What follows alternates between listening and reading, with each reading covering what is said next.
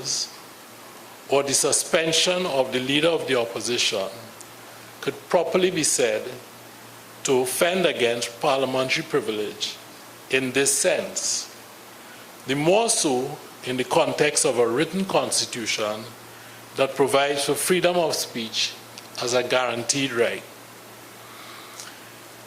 Neither of these events has, however, been challenged in the courts.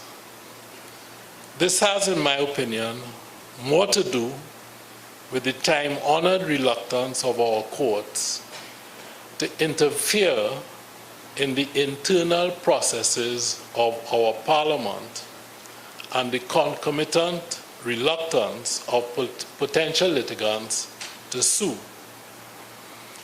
But that reluctance, itself a reflection of privilege, we must remember, is rooted in British history, traditions, and conventions. In a host of cases, the Privy Council has affirmed the relevance of the British approach to parliamentary privilege that is articulated in Article 9 of the Bill of Rights.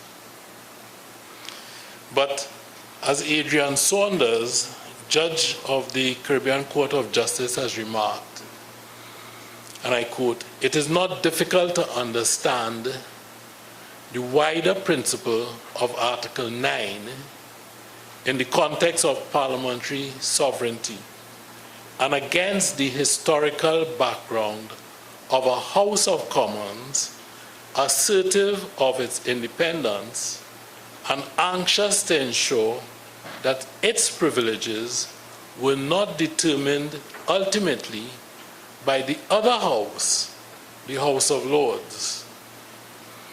In Trinidad and Tobago, with a written constitution and no possibility of a trespass by the Senate, the other House of Parliament, that is not a House of Lords, the position ought in principle to be different. There have been, it is true, tepid attempts to confront the principle of parliamentary privilege by our courts. One such was Toussaint versus the Attorney General, of which my colleague and friend, Mr. Maraj, spoke earlier this morning.